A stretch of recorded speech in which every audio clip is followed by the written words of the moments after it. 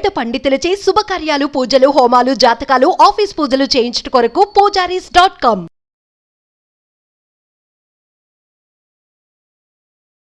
నమస్తే, welcome to Suman TV. నేను మీ యామ్ని. ప్రస్తుతం మనతో ఉన్నారు ప్రముఖ ఆధ్యాత్మికవేత్త గురుస్వామి బ్రహ్మశ్రీ రాజన్ నంబూద్రి గారు ఉన్నారు.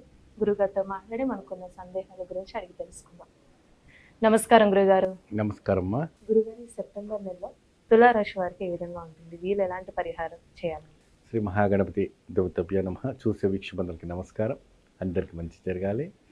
తులారాశి వారికి సెప్టెంబర్ నెలలో జాక్పాట్.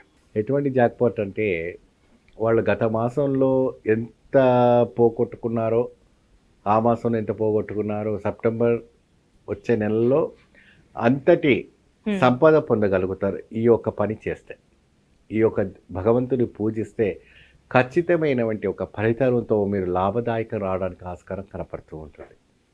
ఏంటి అంటేనే తులారాశి వారికి మానసికమైన ఒత్తిడిలో ఉన్న, ఆరోగ్యపరంగా ఇబ్బందులైనా, అనేక రకమైనటువంటి ఒక చికాకులో ఉన్న, మీరు డబ్బులో బాగా ఇరుక్కుపోయినా, ఇతర ఒక సమస్యల్లో పోయినా కూడా మీరు ఈ యొక్క గణపతిని ఆరాధించడం వల్ల తులారాశి వారికి అద్భుతమైన ఒక వైబ్రేషన్స్ రావడానికి ఆస్కారం కనపడుతూ ఉంటుంది. అంటే ఏ గణపతి? మనకి ముఖ్యంగా అన్ని గణపతుల్లో చాలా విశేషమైనటువంటి గణపతి అయినటువంటి పుత్తిష్ట గణపతి. పుత్తిష్ట గణపతి ఎప్పుడైనా స్వామివారు వామ భాగంలో లక్ష్మీదేవి కూర్చొని ఉంటుంది. అప్పుడు ఆ పుత్తిష్ట గణపతిని పూజించడం, వారిని సేవించడం మంచి ఒక ఫలితం రావడానికి ఆస్కారం కనపడుతుంది.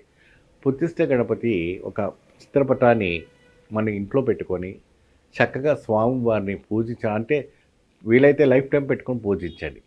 చాలా అద్భుతమైన ఒక వైబ్రేషన్స్ రావడానికి ఆస్కారం ఉంటుంది. తులారాశి వారికి ప్రత్యేకమైన ఒక డిక్షనరీయే మనకు ఉంది. వాళ్ళు ఎటువంటి సమస్య అయినా కూడా ఎదుర్కోవడం అన్నటువంటి ఒక శక్తి వాళ్ళు కనపడుతుంది. ఎంతమంది వాళ్ళని కిందికి లాగినా, ఎంతమంది వాళ్ళని కింద పడేసాలని చూసినా, ఇంకా ఏదైనా కూడా అనేక రకమైన సమస్యలు వాళ్ళని ఇరకబెట్టాలని చూసినా కూడా వాళ్ళు ఎటువంటిది ఒక దాంట్లో ఇరుకరు. అయితే అండి, వినాయకుని ఏ విధంగా పూజిస్తే మంచిదంటారు? ప్రత్యేకమైన దీపం, భగవంతుని మనం ఆరాధించడం, గణపతిని ఎప్పుడైనా పుత్తిష్ట గణపతికి అంటే అరటాకుని మనం పెట్టుకోవాలమ్మా. అరటాకులో పెట్టిన తర్వాత చక్కగా పసుపు, బియ్యపిండితో చేసిన వంటి ముగ్గుతో శ్రీచక్రం వేసి అరటి దువ్వలు ఉంటాయి, అరటి దువ్వలు కనపడుతుంటాయి. అరటి దుప్పల్లో చక్కగా మీరు మట్టి ప్రమిదలు పెట్టి ఆ భగవంతునికి అక్కడ చక్కగా ఆ స్వామివారి ఒక పటం దగ్గర ఆ దీపార్థను వెలిగించి స్వామికి అరటిపండు, అటుకులు, బెల్లము, కలకండు, మిసిరి, ఖజూర పండుతో తయారు చేసినటువంటి ప్రసాదాన్ని మిశ్రమాన్ని స్వామికి నివేదన పెట్టాలి. దాన్ని ఖదిర ఫల ప్రసాదము అంటారు. ఆ ఖదిర ఫలాన్ని ప్రసాదాన్ని స్వామివారికి పెట్టి చక్కగా నివేదించి దాంట్లో ఎక్కువ శాతం నెయ్యి, తేనె కూడా కలుపుతూ ఉంటారు. నీళ్లు కలపకూడదు దీంట్లో. ఖజూర పండును కానీ, కలకండు కానీ, మన కదిరి ఫలాన్ని కానీ, మిశ్రీలు కానీ ఇతర సుగంధ ద్రవ్యాలు కూడా అందులో వేసి స్వామివారికి చక్కగా ఆ పాత్రలో అరటాకులో వేసి చక్కగా నివేదన పెట్టండి. స్వామివారికి దీపారాధన చేసేటప్పుడు నువ్వుల నూనెనే పెట్టాలి.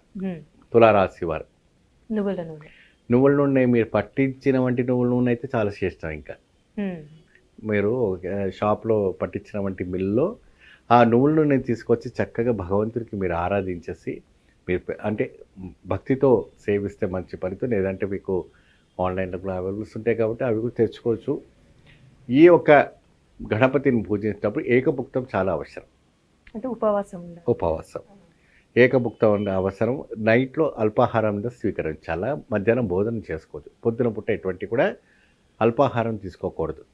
ముఖ్యంగా ఆరోగ్యంగా మీరు సంపూర్ణంగా ఉంటే ఈ ఒక వ్రతాన్ని, ఈ రకమైనటువంటి ఉపాసన తీసుకొని చేయండి.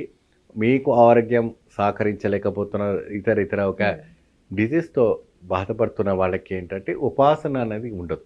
చక్కగా మీరు భోజనం చేసుకొని మాత్రలు వేసుకోవాలి కాబట్టి చక్కగా భగవంతుని పూజించండి. ఈ రకంగా తులారాశికి పూజిస్తే అదృష్టం బాగా కలిసి వస్తుంది, మంచి వైభవం కలిసి వస్తుంది, మంచి అద్భుతమైనటువంటి ఒక స్థాయికి చేరుకుంటారు. చాలా చక్కగా తెలియదు గురుగారు. ధన్యవాదాలు. నమస్తే. సుమన్ టీవీలో మీ పర్సనల్ అండ్ బిజినెస్ ప్రమోషన్స్ కోసం కింది నెంబర్కి కాంటాక్ట్ చేయండి.